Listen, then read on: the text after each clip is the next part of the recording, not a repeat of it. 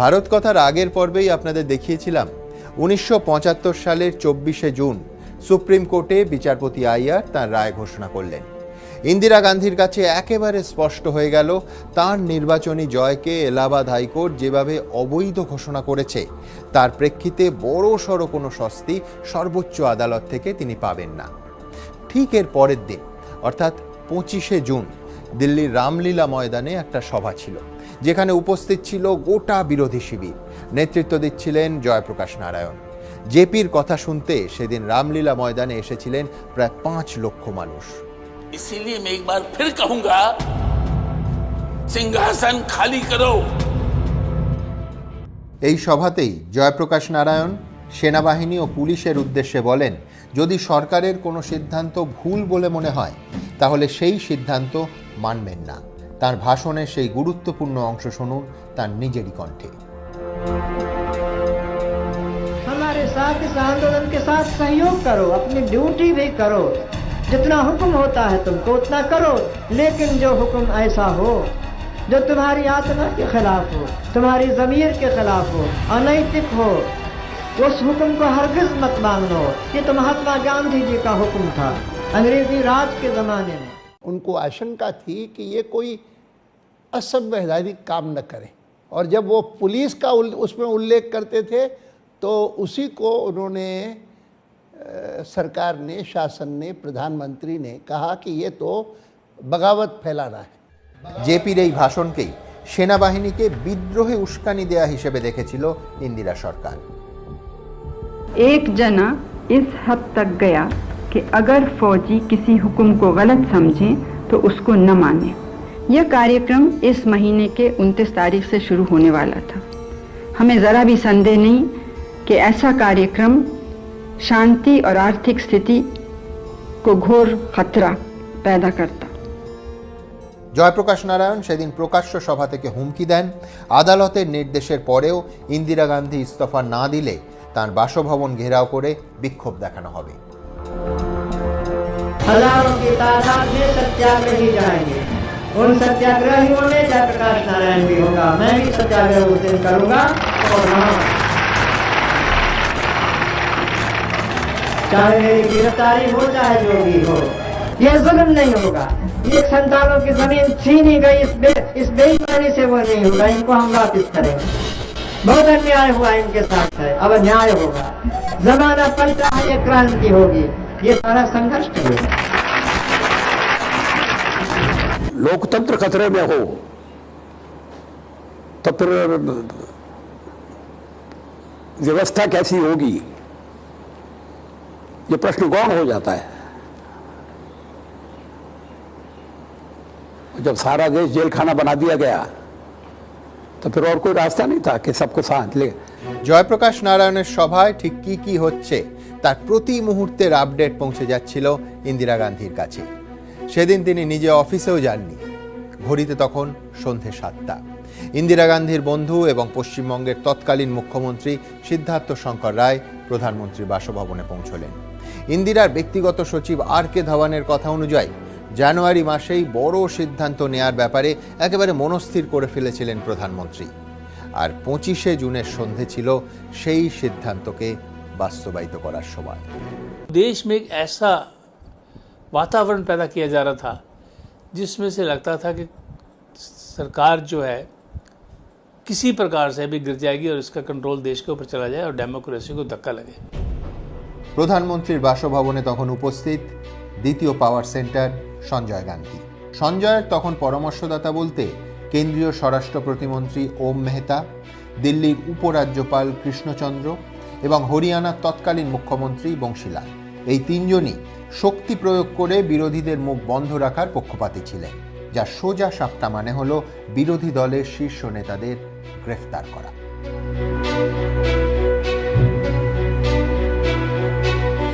কাদের কাদের গ্রেফতার করা হবে বাড়িতে বসে সেই তালিকা তৈরি করেছিলেন সঞ্জয় গান্ধী।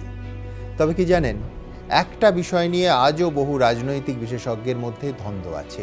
তা হলো ইন্দিরা গান্ধী কি জয়প্রকাশ নারায়ণের ভাষণ শুনে জরুরি অবস্থা জারির সিদ্ধান্ত নিয়েছিলেন, নাকি তার আগে থেকেই তার সিদ্ধান্ত নেওয়া হয়ে গেছিল। তিনি কি নিজের ক্যাবিনেট বা রাষ্ট্রপতির সঙ্গে এ নিয়ে আলোচনা করেছিলেন? ইন্দিরা গান্ধীর তৎকালীন ব্যক্তিগত সচিব আর কে ধাওয়ানের বক্তব্য, তিনি ইন্দিরার সঙ্গে রাষ্ট্রপতি ভবনে পৌঁছন। তারপর কি হয়েছিল সেটা শুনুন তাঁরই মুখ থেকে। श्रीमती इंदिरा गांधी को, प्राइम मिनिस्टर को प्रेसिडेंट फखरुद्दीन अली के पास लेके गए। मैं भी उस वक्त उनके साथ था। उन्होंने प्रेसिडेंट को कॉन्स्टिट्यूशनल का प्रावधान जो है वो बताया सारा कि इमरजेंसी किस तरह और अंडर किस आर्टिकल डिक्लेयर हो सकती है। तो उस वक्त प्रेसिडेंट भी इस बात को मान गए। রাষ্ট্রপতি ফখরুদ্দিন আলী আহমদের সঙ্গে ইন্দিরা গান্ধীর মিনিট 20 কথা হয়। জয়প্রকাশ নারায়ণের সভার পর থেকেই পরিস্থিতি দিনে দিনে খারাপ হচ্ছিল। সেই সম্পর্কে রাষ্ট্রপতিকে বিশদে তার দৃষ্টিভঙ্গি জানান ইন্দিরা গান্ধী। এরপর রাষ্ট্রপতি ফখরুদ্দিন আলী আহমেদ সিদ্ধার্থ শঙ্কর রায়ের কাছ থেকে সাংবিধানিক নিয়মকানুন জানতে চান। দুঁদে আইনজীবী ব্যারিস্টার সিদ্ধার্থ শঙ্কর রায়ের আইনি পরামর্শ শোনার পর তা মেনে নেন রাষ্ট্রপতি এবং প্রধানমন্ত্রী। ঠিক হয় জরুরি অবস্থা জারির সিদ্ধান্তের খসড়া এবং ইন্দিরা গান্ধীর অনুরোধ লিখিত আকারে রাষ্ট্রপতির কাছে পাঠানো হবে।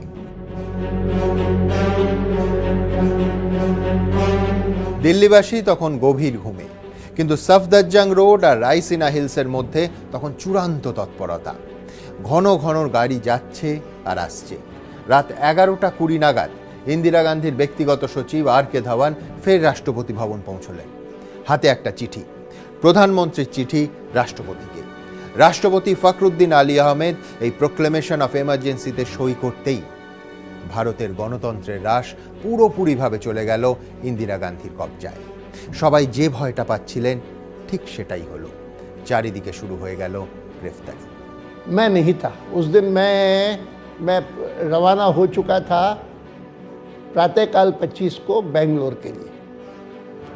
बेंगलोर में हमारी एक पार्लियामेंट्री कमेटी की मीटिंग थी, जिसके लिए वाजपेयी जी तो पहले ही चले गए थे। 1 दिन या 2 दिन पहले 4-5 बजे की बात होगी जब मेरे पास टेलीफोन आया कि भाई दिल्ली में गिरफ्तारियां हुई हैं। 1975 সালের 25শে জুন, ঘড়িতে রাত 2:30। ক্লান্ত জয়প্রকাশ নারায়ণ রামলীলা ময়দানের একটা সভা থেকে ফিরে দিল্লির গান্ধী শান্তি প্রতিষ্ঠানে বিশ্রাম নিচ্ছিলেন। এমন সময় ওই গভীর রাতেই জেপিকে ঘুম থেকে তোলা হয়। ইন্দিরা বিরোধী গান্ধীবাদী এই নেতার গ্রেফতারির প্রস্তুতি তখন একেবারে সম্পূর্ণ, তাও আবার গান্ধীর নামাঙ্কিত শান্তি প্রতিষ্ঠানে। बाबूजी उठिए, पुलिस वाले हैं।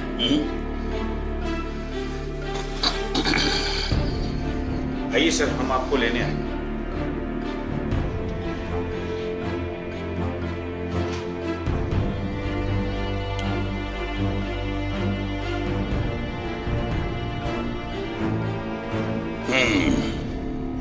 विनाश काले विपरीत बुद्धि। चलिए। বাহাদুর শাহ জাফর মার্গের বিদ্যুৎ সংযোগ বিচ্ছিন্ন হয়ে যায়। এই এলাকাতেই ছিল অধিকাংশ সংবাদপত্রের অফিস আর তাদের ছাপাখানা। বিদ্যুৎ না থাকায় বন্ধ হয়ে যায় খবরের কাগজ ছাপার প্রক্রিয়া, যার ফলে পরের দিন সকালে বহু খবরের কাগজ প্রকাশিতই হয়নি। জাতির উদ্দেশ্যে ভাষণে তার কারণ ব্যাখ্যা করার চেষ্টা করেন ইন্দিরা গান্ধী। ভয়ঙ্কর ছিল সেই যুক্তি। कई अखबार गलत खबरें जिससे लोग भड़कें या जिससे गलतफहमी फैले, ऐसी खबरें दे रहे थे। हमारा पूरा मकसद इस समय ये है कि स्थिति शांति और स्थिरता की रहे। सेंसरशिप का मतलब यही है। কোনো ধরনের গ্রেফতারি পরোয়ানা ছাড়াই চলছিল ধরপাকড়। মোরারজি দেশাই, চরণ সিং এর মতো নেতাদেরও একে একে গ্রেফতার করা হয়। জেপিকে নিয়ে আসা হয় পার্লামেন্ট স্ট্রিট থানায়। তবে পুলিশ অফিসাররা এটা বলার সাহসই পাচ্ছিলেন না যে তাকে গ্রেফতার করা হচ্ছে। पुलिस थाने में काफ़ी कंफ्यूजन था इस बात को लेकर के कि आखिर उनके साथ करना क्या है, उनको ले जाना कहाँ है, क्योंकि इस बारे में शायद कोई बहुत पक्की योजना नहीं बनी थी। लेकिन साथ में पुलिस को ये डर था कि उजाला जैसे ही फैलेगा और अगर जयप्रकाश पुलिस थाने में रहे तो फिर उनको यहाँ से बाहर ले जाना बहुत मुश्किल हो जाएगा। इसलिए जल्दी से निर्णय करके उनको गाड़ी में बिठाया और दिल्ली के हरियाणा के बॉर्डर पर सोहना के गेस्ट हाउस में लाकर रखा गया। শেষ পর্যন্ত জয়প্রকাশ নারায়ণের ওপর ইন্ডিয়ান পেনাল কোডের 107 নম্বর ধারায় মামলা রুজু করা হয়। হ্যাঁ, আইপিসি সেকশন 107 জয়প্রকাশ নারায়ণের ওপরে সেই ধারা প্রয়োগ করা হয় যা মূলত রাস্তায় অকারণে ইতস্তত ঘুরে বেড়ালে প্রয়োগ করা হতো। এই পরিস্থিতিতে সকাল 6টায় কেন্দ্রীয় ক্যাবিনেটের বৈঠক শুরু হয়।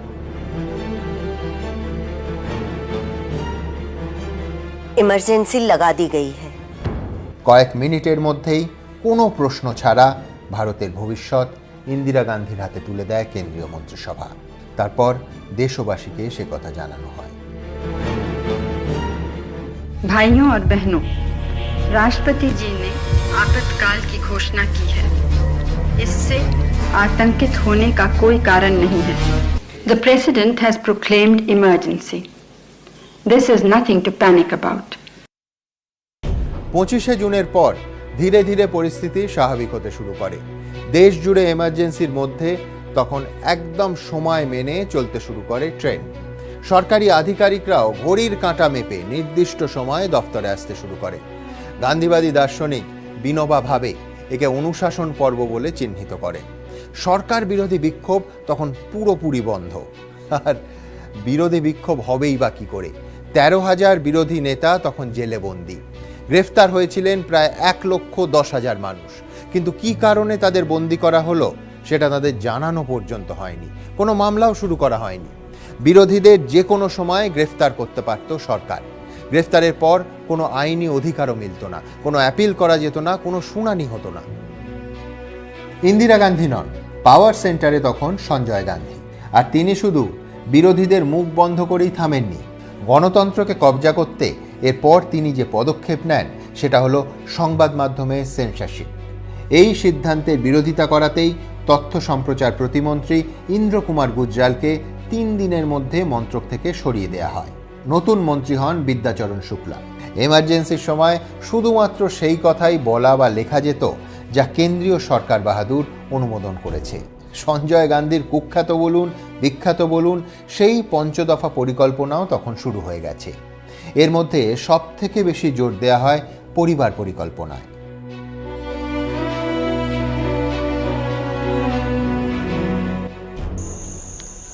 कांग्रेस पार्टी के अंदर और बाहर कुछ लोग अपने आप को लीडर कहते हैं, लेकिन फैमिली प्लानिंग का विरोध कर रहे हैं। किसी भी समुदाय का, किसी भी धर्म का लीडर अगर फैमिली प्लानिंग का विरोध करता है तो वो लीडर नहीं है। সঞ্জয় গান্ধীর এই 5 দফা পরিকল্পনা কতটা দরকারি ছিল তা নিয়ে আজও বিতর্ক হয়। একদিকে যখন বেশিরভাগ বুদ্ধিজীবী এর বিরোধিতা করেছিলেন, তখন খুশবন্ত সিং এর মতো ব্যক্তিত্বরা শুধু সঞ্জয়ের এই কাজকেই সমর্থন করেননি, জরুরি অবস্থা জারির সিদ্ধান্তকে একেবারে সরাসরি সমর্থন জানিয়েছিলেন। He was a doer. He may be wrong. He was a doer. He was impatient, and I admire him for the nerve. He got things right. We do need compulsory population control in this country, but how we go about it, I don't know. He had his own ways of doing, but I think the idea was correct. জরুরি অবস্থা চলাকালীন সঞ্জয় গান্ধী যে বিষয়ে জোর দিতেন সেটাকেই কেন্দ্রীয় সরকার সবথেকে বেশি গুরুত্বপূর্ণ মনে করত। সঞ্জয় গান্ধীর জীবনীকার বিনোদ মেহতা দ্য সঞ্জয় স্টোরিতে লিখেছেন, সঞ্জয়ের নজরে পড়ার জন্য মুখ্যমন্ত্রীদের মধ্যে তখন হুড়োহুড়ি পড়ে গেছিল। রাজস্থানের তৎকালীন মুখ্যমন্ত্রী হরদেও যোশী এবং সঞ্জয় গান্ধীর মধ্যে যে সাক্ষাৎ হয়েছিল বইতে তার উল্লেখ করেছেন বিনোদ মেহতা। आपने मध्य प्रदेश का रिकॉर्ड देखा जोशी जी? हाँ? 6 लाख नसबंदियां हुई हैं सिर्फ 2 हफ्ते में। आप क्या कर रहे हैं यहाँ? সঞ্জয় গান্ধীর নেক নজরে পড়ার জন্য কংগ্রেসি মুখ্যমন্ত্রীরা একেবারে ঝাঁপিয়ে পড়েন। টার্গেট পূরণ করতে দেশ জুড়ে শুরু হয়ে যায় জোর করে নির্বীজকরণ। 18 বছরের তরুণ কিংবা 80 বছরের বৃদ্ধ, বাদ পড়ার উপায় ছিল না কারো।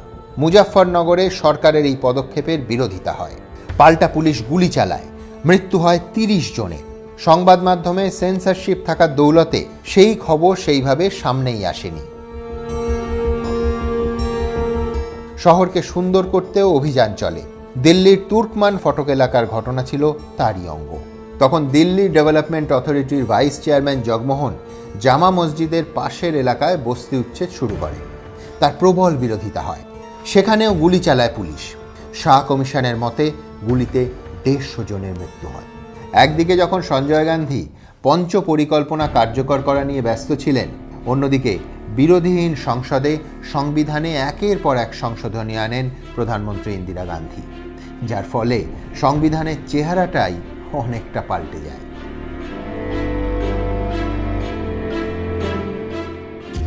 শেষমেশ 21 মাস পর 1977 সালের 21শে মার্চ জরুরি অবস্থা প্রত্যাহার করে নেন ইন্দিরা গান্ধী। এতদিন জেলবন্দি থাকা ইন্দিরা বিরোধী নেতাদের এবং সাংবাদিকদের মুক্তি দেওয়া হয়। রাজনৈতিক সমাবেশের ওপর থেকে তুলে নেওয়া হয় নিষেধাজ্ঞা। নির্বাচনও ঘোষণা করে দেন ইন্দিরা। আর জরুরি অবস্থা চলাকালীন দেশে যা হয়েছিল, ভোটের মধ্যে দিয়ে তার জবাব দেয় জনগণ। লোকসভা ভোটে গোহারা হারেন ইন্দিরা গান্ধী। তৈরি হয় জনতা সরকার। কিন্তু সেই প্রথমবার দেশে কোনো অকংগ্রেসি সরকার তৈরি হলেও তা বেশি দিন স্থায়ী হতে পারেনি। তার কারণ মোরারজি দেশাই, চরণ সিংদের সরকারের লক্ষ্য একটাই ছিল, ইন্দিরা গান্ধীকে যেন তেন প্রকারেণ জেলে পোড়া। আর সেইটা করতে গিয়ে সাধারণ মানুষের দিকে নজর দেওয়ার সময়ই বের করে উঠতে পারেননি তারা, যার জেরে 3 বছরের মধ্যেই দুরন্তভাবে প্রত্যাবর্তন ঘটে ইন্দিরা গান্ধী। তবে তার মানে আবার এই নয় যে জরুরি অবস্থা জারির সিদ্ধান্ত সঠিক ছিল। দেশের বুকে 21 মাসে সেই এমার্জেন্সি আজও তাড়া করে বেড়ায় শতাব্দী প্রাচীন কংগ্রেসকে। ইন্দিরার নাতি রাহুল গান্ধীকে আজও স্পষ্ট ভাষায় স্বীকার করে নিতে হয় যে জরুরি অবস্থা জারির সিদ্ধান্ত ভুল ছিল। কিন্তু সেই সময় ভারতীয় গণতন্ত্র যেভাবে ক্ষতবিক্ষত হয়েছিল, তার চিহ্ন কি সহজে মোছা সম্ভব? তার থেকেও বড় কথা, আজও কোথাও কোথাও কোনো ঘটনায় সেই কুখ্যাত এমার্জেন্সি চূড়ান্ত স্বৈরতান্ত্রিক ছায়া কি আমাদের চোখে পড়ে না? যাই হোক, আজ এ পর্যন্তই। আবার আপনাদের সঙ্গে দেখা হবে ভারত কথার পরের পর্বে। Will you please come to this chair? जी नहीं। সময়, এই সময় বুঝলেন কখনো কারো সমান যায় না। আর রাজনীতিতে তো একেবারেই নয়। সেটা হারে হারে বুঝতে ইন্দিরা গান্ধীর অবশ্য বেশি দিন সময় লাগেনি। I have advised the President to dissolve the present Lok Sabha and order fresh elections. This he has accepted. একদিকে বিরোধীদের ঝাঁঝালো বিরোধিতা, অন্যদিকে দলের মধ্যেই ভাঙন। ইন্দিরা গান্ধী পরিষ্কার বুঝে যান লড়াইটা অত্যন্ত কঠিন হতে চলেছে। ये विरोध पक्ष बना है, जनता पार्टी इसका आप समर्थन करें। মার্চে लोकसभा ভোট হয়। ফল বেরোলে দেখা যায় ভারতবাসী ইন্দিরা গান্ধীর বিরুদ্ধে রায় দিয়েছে। देश में एक शांतिपूर्ण क्रांति हुई है, लोकतंत्र अब सुरक्षित है। स्वयं इंदिरा परास्त, संजय। प्रधानमंत्री के रूप में विदा लेते समय मैं अपने सहयोगियों, दल और लाखों करोड़ों स्त्री, पुरुष और बच्चों का आभार व्यक्त करती हूँ। शेष पर्यन्त प्रधानमंत्री पदे शिके छेड़े 81 बछरेर मोरारजी देसाईर कपाले। हम सब निर्भय बन के काम करें, शांति से काम करें। जवाहरलाल नेहरूर दापुटे कन्या तखन एकेबारे एका, तार पाशे दाड़ानोर केउ नेই। वकील की फीस का इंतजाम करना भी बेहद मुश्किल होता जा रहा है। इससे अच्छा तो ये हो कि इस सरकार के लोग हमें पत्थरों से मारे।